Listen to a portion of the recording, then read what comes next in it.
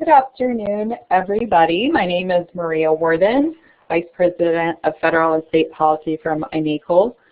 I would like to warmly welcome you all to the INACOL Leadership Webinar. This is a special edition about the Innovative Assessment Pilot, a new opportunity for states and districts to collaborate, developing next generation systems of assessments.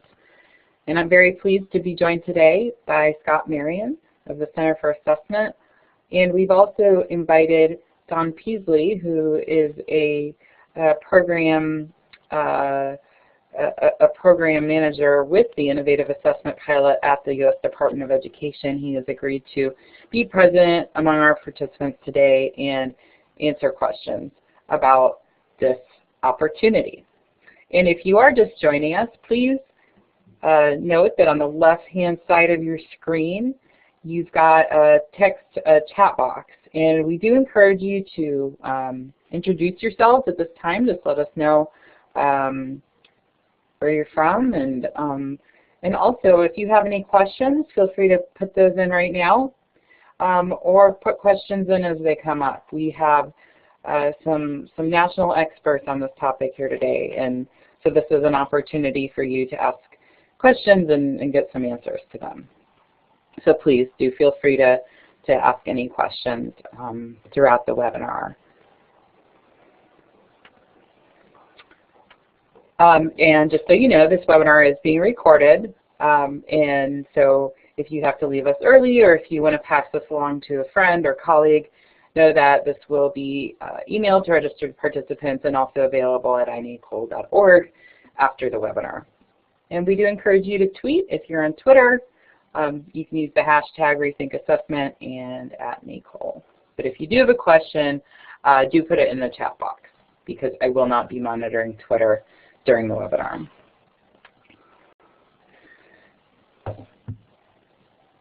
So the objectives of today's webinar are first and foremost to provide you with an overview of the Innovative Assessment Pilot with a little bit about its purpose and background and an overview of the application requirements and selection criteria.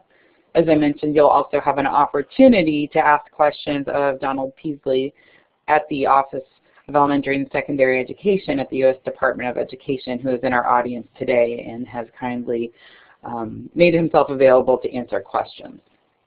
And he is able to speak to anything that's already in the regulations or the statute or the notice inviting applications. And then we're very fortunate to have Scott Marion with the Center for Assessment, who will provide some really helpful considerations for states and folks in districts who are thinking about developing innovative systems of assessments and get you thinking about some things you could be doing with or without the demonstration authority. So that's me and Scott. So let me just give a quick background. I'm going to try to go quickly because I really want the lion's share of the time to go to your questions, to give the department a chance to answer those questions and to Scott.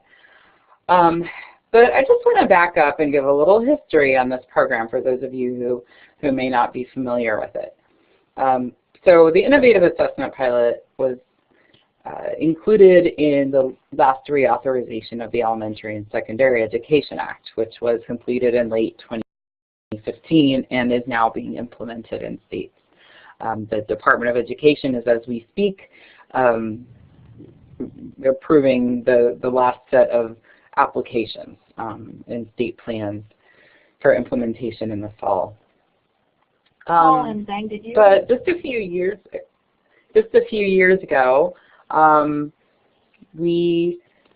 2012, as you can see from this map, we've been, oh, and by the way, if you are on the webinar, I'm hearing a little bit of background noise and you're not talking, just make sure you've got that talk button that's not enabled, otherwise we will be able to hear the background noise.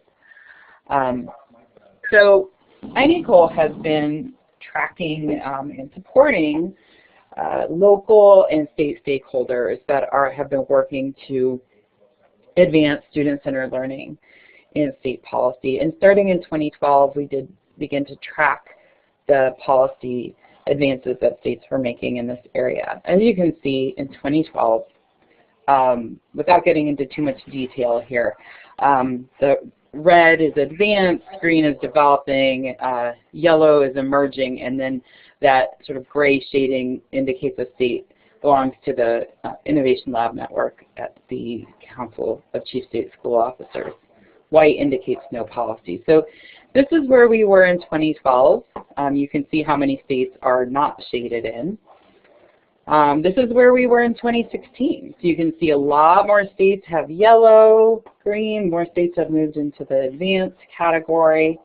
And then finally in 2017, we even had a little more darkening of the code. So without going into too much detail about what that means, you can just see, again, going back from 2012 to 2016, how much competency-based education enabling and supporting policies have spread across the states in the United States. And I think that's important to underline when we talk about federal policy, because federal policy in the case of the Innovative Assessment Pilot, rather than constituting any sort of mandate or suggestion from on high, truly is rather than a leading mechanism, it is a lagging recognition of the work that's already been happening in states across the country. So I think it's really important to just acknowledge here that even though the Innovative Assessment Pilot is incorporated in federal policy,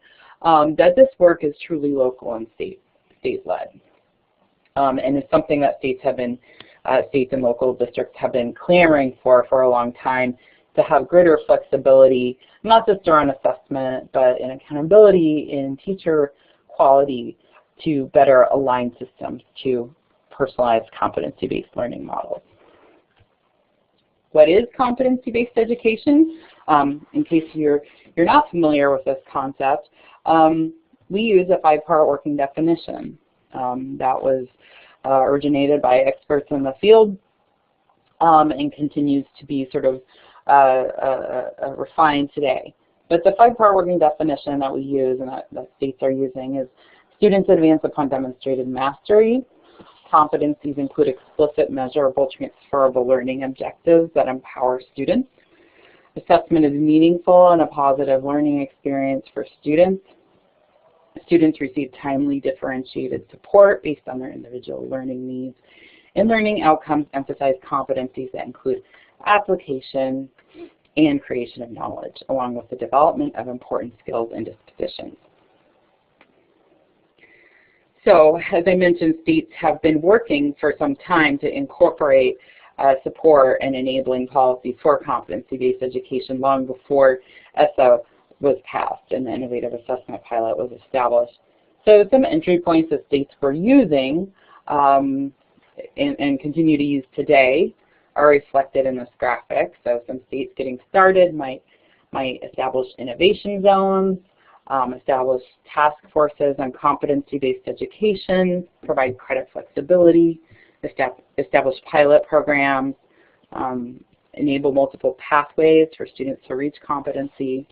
Or states might have taken on statewide strategies, things like proficiency-based diplomas, state initiatives to build local capacity, and then the topic we're discussing today, modernized systems of assessments.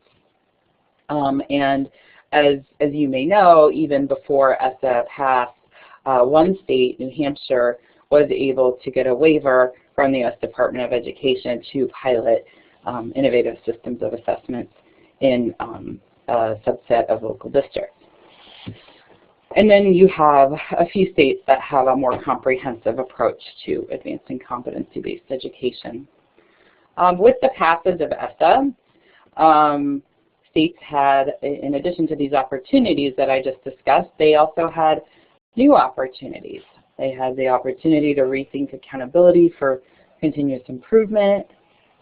They now have the opportunity to redesign systems of assessments to better align with students and their learning.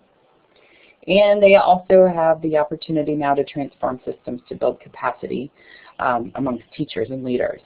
with the teacher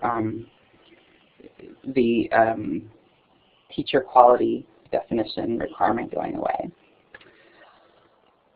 So what ESSA does, in essence, is it creates a new opportunity for coherence for states, should they choose to take advantage of this opportunity to redefine student success, and then to align the major components of their education systems around that new definition for accountability, assessment, and the educator workforce. So, on to the topic at hand today. And again, if you're just joining us, please do introduce yourself. Let us know where you're from. Don't be shy. And let us know what questions that you may have for the presenters today. So the Innovative Assessment Demonstration Authority is a new provision in the Every Student Succeeds Act of 2015, also referred to by its section number 1204. And it allows the U.S. Secretary of Education to grant states the authority to pilot innovative systems of assessments, up to 7 states in the first 3 years. And states can also apply in consortia. Why is it necessary? Well, without Innovative Assessment Demonstration Authority, states must use the same assessment system statewide in all districts and schools. They cannot try something different in a few districts and have the opportunity to refine it and improve it before scaling up. The statute does have a definition of innovative assessment. I'm actually not going to spend much time on this. I'm going to keep going. This is in the regulation. And I'm going to go right through to the application requirements. So there are 4 main components of the application. And if I goof up on any of these, or if he wants to add some nuance to any of this, I'm going to encourage Don Peasley, who's in the audience from U.S. Department of Education, to jump in at any time. So the major components of the application are consultation, requirements for an innovative assessment system, selection criteria, and assurances. So let me do a quick overview of consultation. So states will need to show evidence that they have developed a system of assessments in collaboration with experts on assessment and developing innovative systems of assessments, and this may include external partners. And as Scott will get into later on, these things can happen, but there is no funding attached to the pilot. It's something to consider in terms of the scope of the work and the effort that will be required in this. It's a pretty steep hill to climb, quite frankly. And states will also need to show evidence that they work in collaboration with affected stakeholders, so including representatives of subgroups such as English language learners and students with disabilities, teachers, principals, and school leaders, local educational agencies, Indian tribes, students and parents, and civil rights organizations.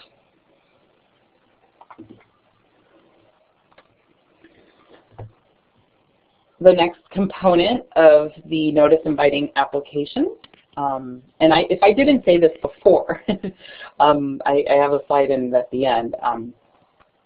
The Department of Education does now have an opportunity to apply to the Innovative Assessment Pilot with a deadline in early April. So this opportunity is open now. So what I'm going over right now is actually the application requirements. So the Innovative Assessment System proposed by state or consortium, the assessment needs to meet the same technical quality and validity requirements as statewide assessments in ESSA, except that they don't have to be administered statewide and they don't have to be administered annually in each of the grades 3 through 8 and once in high school. Essentially what this means is states do have to, as a general rule, assess students with the same assessment statewide and in all these grades. But for the assessment that they are piloting, they can do something different in the grades and subjects that they are targeting with that assessment. The innovative assessment system needs to align with state academic standards, including depth and breadth. Scott Marion is going to get more deeply into some of these key issues when he has his portion of the presentation. And just as in the statewide assessments, the innovative assessment may measure student proficiency above and below grade level, so long as it can also determine whether a student is proficient at their enrolled grade level. The assessment must measure which students are not proficient and which students are not making sufficient progress towards proficiency, and they must generate comparable results to the state assessments. Specifically, they need to make determinations of student proficiency or non-proficiency that are comparable to the determinations that are made by the statewide assessment.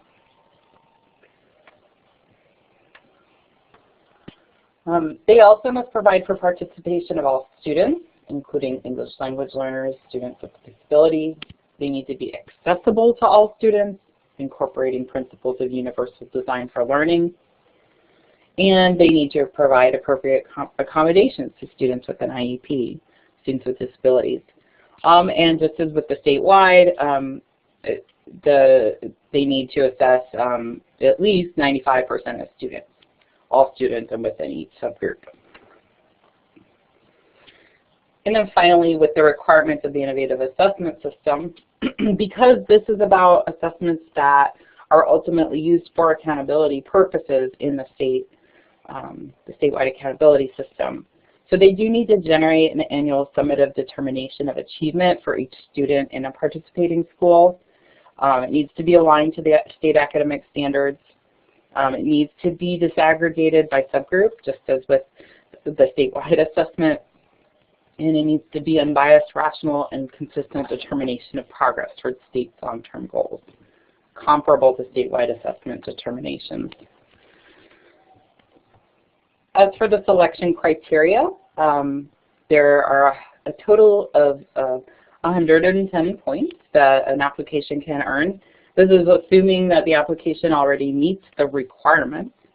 I might ask Don to clarify here, but it's my belief that the ranking of the selection criteria would be necessary if more than the 7-state quota, the cap, applied. That's correct, Maria. That it is similar to a grant competition where applications are peer reviewed and then ranked on the total number of points. And so if, for instance, we had 10 applications and we have the authority to grant 7 slots, then we would rank the top 7 applications. So Don, if in this first round you get fewer than 7 state applications meeting the application requirements, would you apply points through the selection criteria at all? We're not going to predetermine that, but other than our plans are to do that and to rank them. So yeah, if we get 4 applications, we still think we would apply the selection criteria and score them. We're going to have all of the applications reviewed. Okay, that's helpful. So whether or not the department is expecting to receive a lot of state applications, the selection criteria will be important for states to address. And again, just to the folks who are here in the webinar, please do feel free to submit any questions you have. We have a really terrific opportunity with Don Peasley here from the U.S. Department of Education to provide some answers to your questions. So the selection criteria include a heavy emphasis on the project narrative and the support for educators and students, with the remainder divided evenly between prior experience, capacity, and stakeholder support, timeline and budget, and evaluation and continuous improvement. States will also need to make assurances to the U.S. Department of Education in a number of areas, and I'll just highlight a few of them. They'll need to continue the use of their statewide assessment in non-pilot schools. So this is not in any way a waiver from using the statewide assessment if you're piloting an innovative system of assessment in a subset of the schools. All students must be held to the same academic standards statewide, regardless of whether they are attending a pilot school or district or not. And states will need to submit an annual report to the Secretary that includes information about how the implementation is going. And this is one issue that was pretty enthusiastically debated during the reauthorization and subsequent regulation conversations, which was in addition to considering how ready different schools and districts were to participate in the pilot, the state would also need to make sure that the addition of new schools and districts to the pilot would sort of add up to achieving high quality and consistent implementation across demographically diverse LEAs, across the diverse districts. So in essence, you want this pilot to benefit all kids and all types of kids, rather than being sort of shoehorned into one, disproportionately into districts that are not representative of a state's diversity. And then the department also wants to know about how stakeholders are responding to the experience of this implementation, and they want to know that the state is communicating this assessment pilot to affected families and communities and students. And then the Institute for Education Sciences is going to be making a progress report about the pilot that will provide information to the Secretary about further implementation of the program, and so states will also be asked to assure that they will cooperate in coordination with IES for that report. Just to wrap up here, here's some important dates and information. So the final application deadline is April 2nd. But states that are intending to apply are encouraged to inform the department of their intent to apply. It is optional and non-binding, but this will help the department inform any capacity needs in the field, so that the department can try to help meet those. And then the department also wants to hear from states who may apply to the demonstration authority in the future, maybe not this year, but they do want to hear from you. And they want to be able to again, respond to the capacity needs in the field. For more information, you can go to ed.gov or contact Donald Peasley. And with that, let me turn this back over to, I actually don't see any questions, so I'm going to keep it moving with Scott shortly if there aren't any questions. Please do ask questions if you have them. Let me just pause and say, Don, is there anything you'd like to emphasize or correct the record on before we hand this off to Scott Marion for his portion of the presentation? No, I don't want to correct the record. You have everything exactly right there. But what I do want to mention is that if a state, and only a state can apply, state education agency, if a state wishes to apply, on that website you have on that slide, there is an application package, an application document, and that is the format, and it has all of the material you just reviewed. There are some forms and procedures, and that has to be followed. So it is similar to a grant competition in that regard.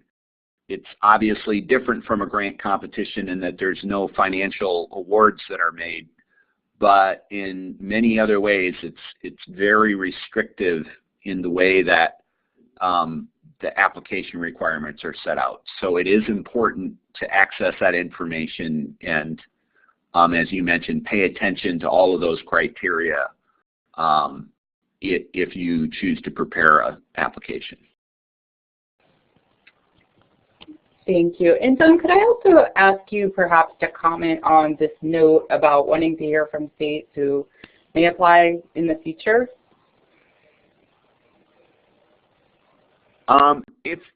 That's, I think, just kind of a general interest. If there are states that are thinking about this but maybe not thinking about it in the spring of 2018, we'd like to hear from those states if they're thinking about it in 2019, because it helps us with advanced planning for staging another opportunity, say, in a year or 18 months. And we are only focused on this current opportunity, but if we were to anticipate that we have fewer than 7 states that are granted the authority through this opportunity, we would look in the near future to offer it again until such time as we fill all the slots. Okay, thank you. That's really helpful. All right. Well, again, Dawn will be around for the remainder of the webinar if folks have any questions specifically for the Department of Education. Oh, there's a question here from Lucy. How many slots are there? There are 7 initially for the first 3 years. After 3 years, the Secretary may choose to lift that cap and open it up to more states.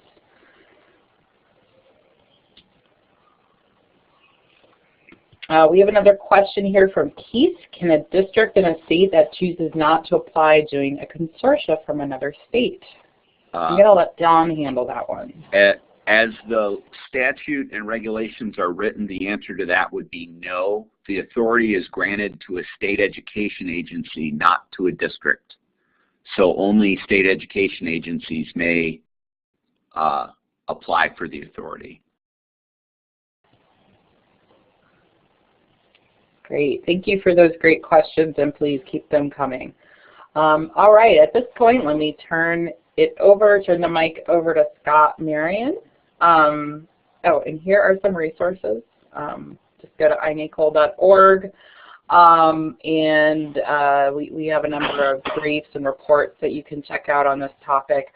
And then also innovativeassessments.org is a great resource from KnowledgeWorks and the Center for Assessment that provides a toolkit for states looking to do some planning around innovative assessments. So with that, without any further ado, let me pass the mic on to Scott Marion, who is the Executive Director of the Center for Assessment. Thank you. Thanks, Maria. You guys hear me okay? Yes. Okay, good. So I'm glad you put that website for innovativeassessments.org and your resources. I was just feeling guilty that I forgot to put it in my slides, so I'm glad you, as usual, covered for me. Will one of you guys advance the slides, or you want me to do it? I'm happy to do it. You just tell me when to do it. Thank you. All right, so great. So a little advanced organizer for my 20 minutes or so. First, the question is why innovate? And then assuming we could answer that satisfactorily, there are several critical issues for the pilot. There's not enough time to talk about all of them. We're going to talk about just briefly some technical requirements, but then focus mostly on comparability and then the scaling statewide requirements. And then going to end really with some options for states who don't want to, jump into the deep end, but maybe start in the kiddie pool and think about options for starting small. So let's go to the next slide. So this is not just an assessment reform. You really have to be thinking about your state vision for education and think about the problems you're trying to solve or what issues you're trying to address. improved college and career readiness, better in student engagement in order to keep them in school and motivated to succeed, improved equity, reduction of achievement gaps, and things like that. And that all has to tie together into a coherent vision of learning, assessment, accountability, professional development, curriculum, etc. So this is part of the state narrative that Maria mentioned.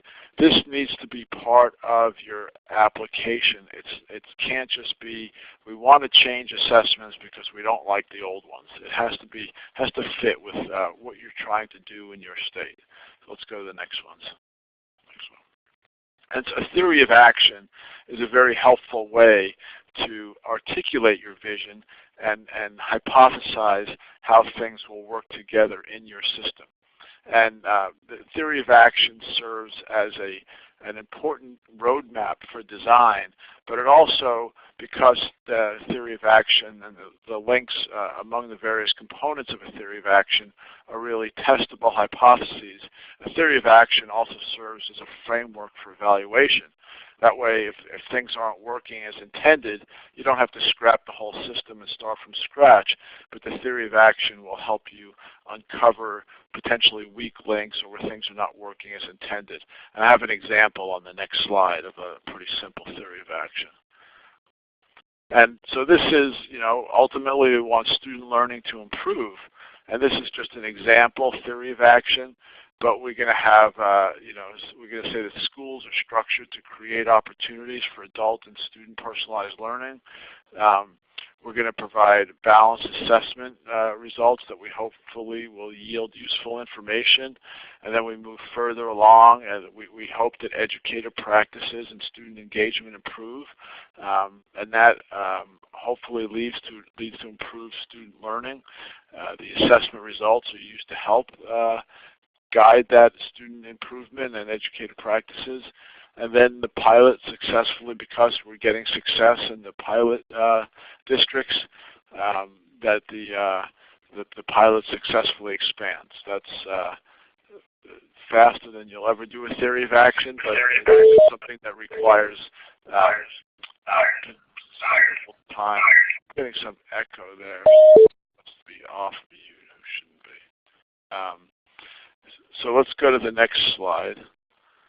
And Maria talked about briefly about some of the requirements of a demonstration authority. ESSA has some flexibility within the standard version, if you will, that could allow states to do some innovation but not have to apply for this accountability and assessment accountability demonstration authority.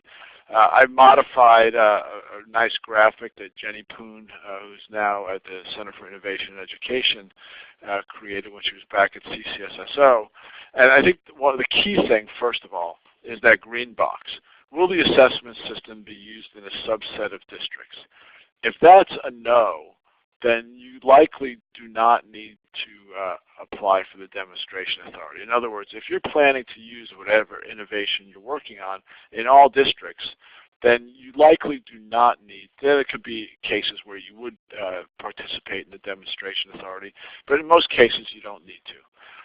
If you want districts to be able to use locally designed assessments for accountability, and mind you, that's not the only innovation that's permitted, but if you want to use locally designed assessments like we're doing here in New Hampshire with the PACE project, then you likely will need, especially if it's only a subset of districts, you likely will need to apply for the pilot. And then lots of folks have heard about the nationally recognized assessments for high school, particularly ACT and SAT, and that doesn't necessarily need to be part of a pilot. That could be as part of the state's regular state assessment system. And so it's a little bit of a Rube Goldberg diagram here, but the idea is that you have certain key decisions to make. Is it and the main one, is it a subset of districts, and then is it going to be innovative? So this is all these slides are made available, so you could digest this figure in a little more detail. If we go to the next slide, I hone in on a few of these a little more. And this is, again, I'll go quickly, Maria talked about some of these things, and again, the big one is assessments are not required to be the same statewide. That's really the biggie that really it creates the need for the demonstration authority. This is in the law and in the regs. Assessments may consist entirely of performance tasks. I would argue that they can now. There's nothing preventing a state from having an assessment system that consists entirely of performance tasks now. You just have to meet all the requirements for peer review under the assessment regs. And so performance assessments can meet that. It just likely means you have a long assessment, but there's nothing special about it there.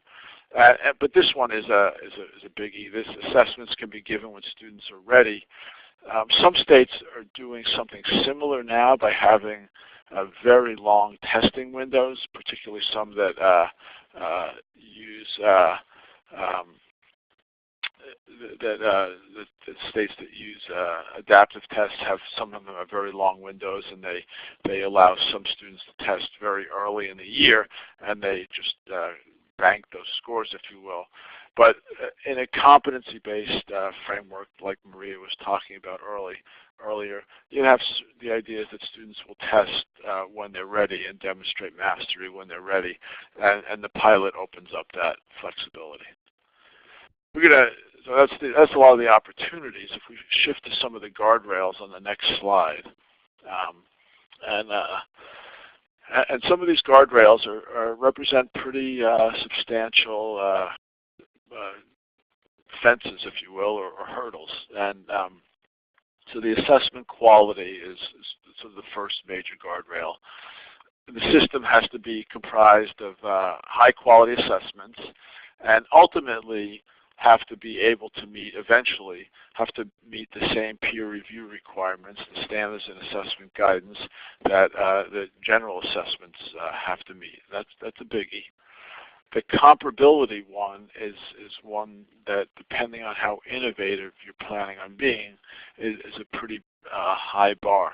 And so you have to be able to produce yearly student-level annual determinations that are comparable across local education agencies. And annual determinations means declarations of proficiency or advanced work or basic, similar to what students receive from the state test. They get scored on a state test. Most states have a 1 through 4 achievement level descriptors, whether they call them proficient or distinguished or meet standards or whatever it might be.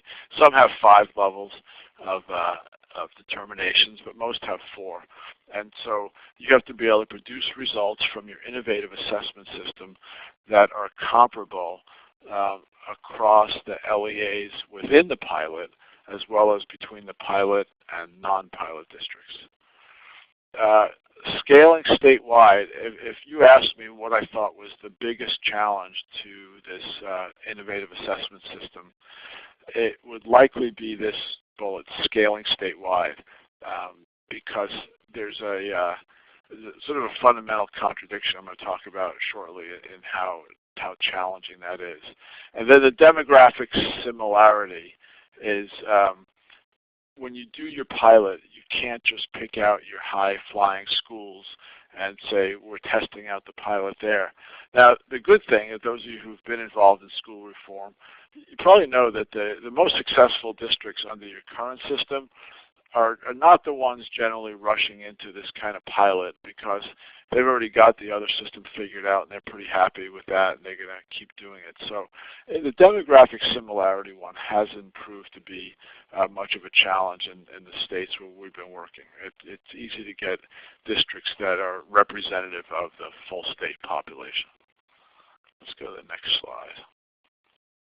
So I noticed that my colleague Susan Lyons joined the call, and Susan and I and other colleagues have been neck deep in comparability analyses related to the pilot work and other things. We've convened a variety of technical advisory panels and done a lot of our own work with the New Hampshire PACE project. But and we argue that you need to build in comparability by design, starting from the design of the system and the tasks within the system. But then ultimately the focus of the regs and the application is how will the state evaluate the degree of comparability achieved across differing assessment conditions. In other words, the innovative assessment versus the general assessment. And then, you know, if comparability is not achieved, if you say, wow, kids have a much easier time achieving proficiency on the state assessment than they do on the innovative assessment, can you adjust the results? Do you have a plan for adjusting the results so that kids aren't disadvantaged by participating in the pilot? Let's go to the next slide. So the other thing to think about, if in fact you're doing something that's innovative, Bob Brennan, who is one of our expert panelists, who is literally the world leader in scaling and equating of educational measurements, said a perfect agreement would be an indication of failure. And you're probably scratching your head saying, why would he say that? Well, the answer is that if the results come out exactly the same, why in the world do we need to go through this trouble of innovation? And so what would be legitimate reasons for non-comparability? Well, for one thing, if we're using these measures of deeper learning and things like that, you know, that would be a reason where some of the state tests are measuring student learning at a much more superficial level. That's like number 3 there. Or to measure the targets, learning targets more completely. We'll have the opportunity to have kids do more extended research or full-on scientific investigations that they just can't do in a 3 or 4 or 5 hour state tests. And so there's a variety of reasons, you know, to measure the learning targets more flexibly. So students could demonstrate it by producing a term paper, or they could give a presentation to the city council, or things like that might be ways to allow them to demonstrate mastery that you've judged as reasonable. So the more innovative you are, the more legitimate reasons you have for non-comparability. Now, that doesn't mean that the results should be orthogonal, right, completely different from one another, because that would be a problem too. We hope that they are tied to the same standards. But there are very legitimate reasons why you wouldn't want to say that, you know, we have the same exact kids would score proficient under one assessment system versus another. That takes a little bit for people to wrap their heads around. If we go to the next slide, we have, that's it, thank you. So there's various options for comparability, evaluating comparability that are in the regs and in the application. And so there's we've named these, Susan and I, as I said, there's a paper on our website that's a link there on the bottom, nciea.org, that Susan and I wrote probably a year and a half ago, where we convened lots of experts and we proposed, I think, up to 15 or 16 approaches for evaluating comparability. So those will all fall in the other category. Many of them are in one of these top 3 categories. But in general, to evaluate comparability, you need something in common. So you either need the same kids taking different assessments, or different kids taking the same assessment, or some sharing some assessment items across would be ways of doing that. So an audit approach is you could have the have every kid in the state would take the state assessment at least once in any grade span, and that's how we do it with the New Hampshire system. The kids in the pilot districts take the state assessment once in elementary, once in middle, and then it's only given once in high school, so they do once in high school. That's the audit approach. The sampling approach is where you would actually have the full assessment from both the innovative and statewide assessment. It would be given to a representative, demographically representative sample of students at least once in every grade span. Given the concerns about over-testing these days, I can't imagine anyone doing that. If your innovative system is not that innovative, or if your state assessment is pretty innovative, then you might consider a common items approach, where you put either some of the innovative assessment tasks on the state assessment, or you actually have do the reverse, put some of the state assessment items in the innovative assessment system. And again, if your system is pretty innovative, then it's unlikely that this would work, because it would be very obvious to the kids that, hey, this is a different item. And like I said, we have lots more types of options that are available that we think would meet muster. On this, we have a paper. It's I think it's Lyons and Marion, and it's on comparability, something about comparability for the innovative pilot. Let's go to the next slide. So I think this is, like I said, one of the biggest tension areas in the pilot. If the system is truly innovative, then 5 to 7 years is a really, really challenging timeline to think it could be adopted by all schools in the state. I actually recently heard, I'm trying to track down the original source, but a trusted colleague, a faculty member at a Western University, mentioned that she had heard that it takes about 7 years for a policy initiative to make it into the classroom, to be, to be common in classrooms. So think about that.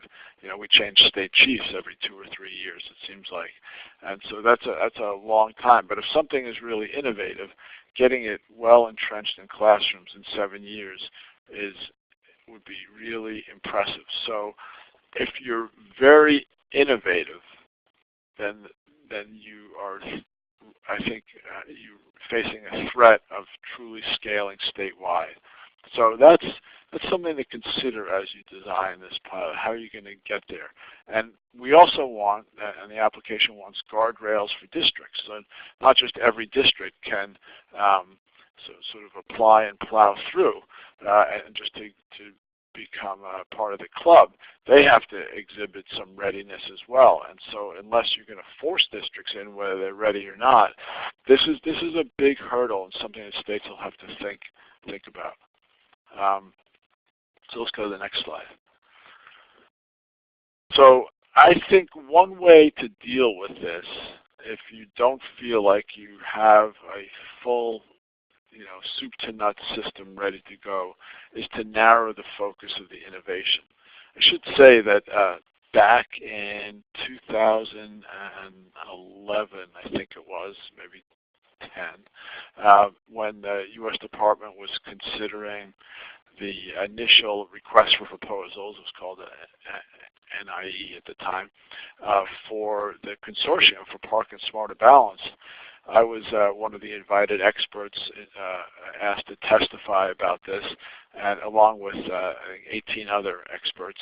And several of us said, let's start small. Let's see if we could do something really adventurous in middle school math, instead of thinking we had to go, K-12 language arts and math.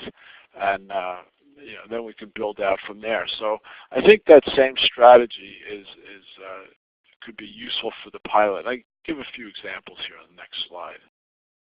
Oh, actually, I'll get to that in a second. Sorry. Oh yeah, actually, I was skipping ahead of myself. Yeah. So actually, you know what? I think Maria did this one, so let's actually skip. Sorry, Maria. So what are some options? So in New Hampshire's case, they're creating, in the middle of creating a K-12 innovation on this competency-based education system. And so, but New Hampshire has a long history of competency-based education, and it's a pretty small state. There's fewer than 400 schools in the entire state, and there's a population of fewer than 1.5 million people, and so it's a very manageable number of students and teachers to work with. Now, it still doesn't make it easy, but it's certainly much more manageable than a state like New York or California or something like that. So and again, has this long history of working in this area. But what are some other options? So I list three. And the third one's really a hybrid of the first two. You could narrow the content areas. So don't work on ELA, math, and science. Pick one or two of the content areas. You could narrow the grade levels or grade spans and say, we're going to work on in middle school only. We think that that's an area ripe for innovation, and we're just going to focus on middle school. Or you could do both, narrow the grade span and the content areas and say, we're going to work just on middle school science or elementary science or high school ELA or something like that. And I give some of these examples on the next slide. So, right, so you could think about what are your greatest needs. Right? So let's say one of our greatest needs is we don't feel like students come out of high school being able to write well enough, whether that's argumentative essays or other type of writing, or our kids are just not scientifically literate to the degree that we want. So again, you have to think about, as I started from the beginning, what problem are you trying to solve, what need are you trying to address? And then if we go to the next slide. So if you're going to, narrowing the grade spans, so we're going to focus on elementary, middle, or high school, how does that fit with your theory of action? I would hope that if you said we're going to work on elementary, that eventually, maybe outside the pilot, you have a plan for this to spread to other grade levels. Otherwise, the kids will learn this cool stuff in elementary school, and then they go to a more standard approach for middle and high school. Maybe that's okay, but you have to think that through. Another way to think about it, you might actually intend for it to be only at a single grade. You might move to your high school assessment to be graduation exhibitions, and that's what you want to do for your high school assessment system. Is going to focus on graduation exhibitions, and you feel like you'll address your standards appropriately there in some way, shape, or form. And so that would be a sensible part of your theory of action where that would stay at the high school level only. If we went to the next one, what if you, again, I want to go right to the next slide, Maria. And so what are some potential options if I wanted to think about narrowing both grade and content? So we know that states are really struggling with designing three-dimensional science assessment systems to assess the next generation science standards or similar types of standards. There's too many standards, there's too much stuff to do it on a single end-of-year test. And so as was written in the 2014 NRC report, we argue that it makes sense to consider both local and state tasks as part of an assessment system. So that might be something you could try with a subset of districts at one grade span. We think we could do this in middle school. We think we could do this in high school. You could provide, another option would be an intensive focus on producing extended writing such as research papers or multimedia presentations in high school or middle school. And you want to, the state assessment is nice because kids read these short little passages and answer some multiple choice questions, but many reading and writing devotees would argue that that's not really reading and writing, and so we have to have kids do some extended or at least varying length text and multimedia kinds of things to really demonstrate their grasp of communication. And so that would be an opportunity in middle and high school, perhaps, maybe even elementary.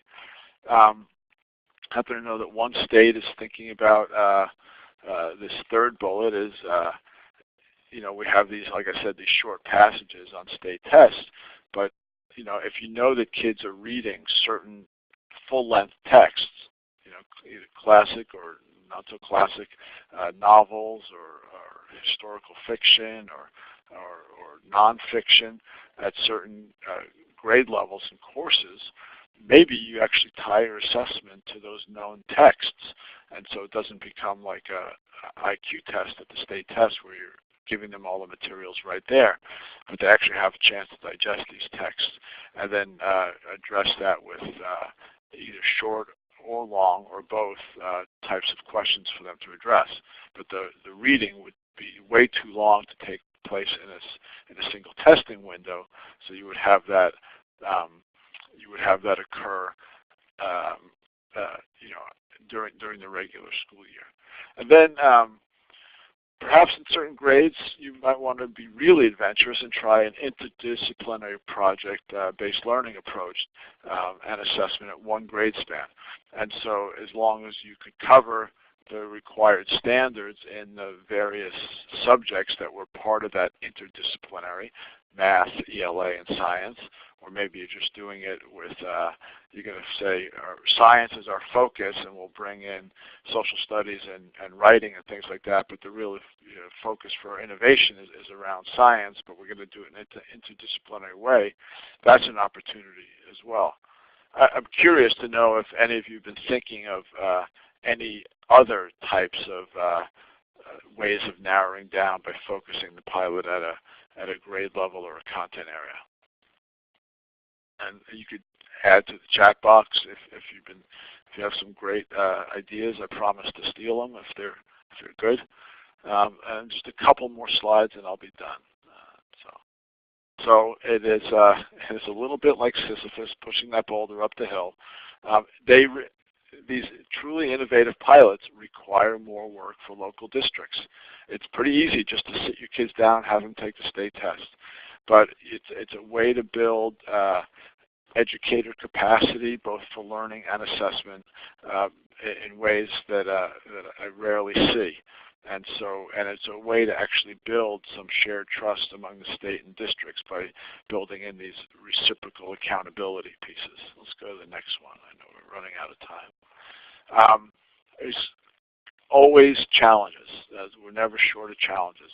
Assessment literacy is a major challenge. Local and state capacity to actually have the expertise to do the work. The resources. This is, the money is nothing to sneeze at.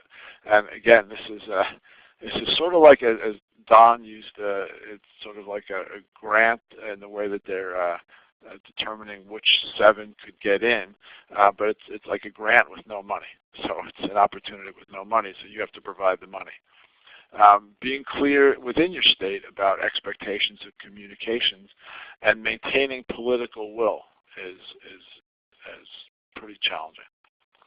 And the last slide, it is hard, but it's the right work. We argue it's the right work. If you meet these conditions where you have something, a problem you're trying to solve or an innovation you're trying to implement, it's certainly worth the work.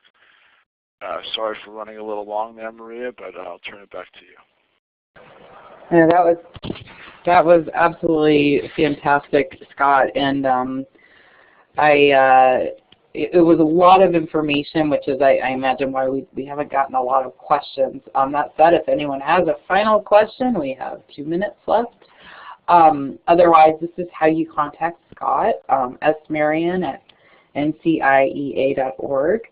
And then let me also go back to the contact slide for myself and our team here at iNACOL, and we are also very happy to answer your questions that you may have. And so let me just see, and yes, and answer the question, yes, the deck will be available on our website. It will also be sent out to the folks who did register in advance for the webinar. My email address is up on the screen right now. I'm happy to email it to you if you're unable to find it. And also please do check out these websites up here, inacol.org. We have a variety of issue briefs and reports on transforming policy to next generation student-centered learning. And then innovateassessments.org, as I mentioned before, is a really fantastic toolkit that Scott, Marion, Susan Lyons from the Center for Assessment, in collaboration with the folks over at KnowledgeWorks, Lillian Pace, and her team put together to help states think through planning for the applications. So with that, let me just give a big thank you and round of applause to Scott, Marion. Also, Don Peasley, thank you so much for making yourself available today amongst our participants to answer questions and for your willingness to make yourself available to the field. We really do appreciate that. And again, if anyone has any questions, please do feel free to reach out. We are here to help. And I hope everyone has a great day. Thank you.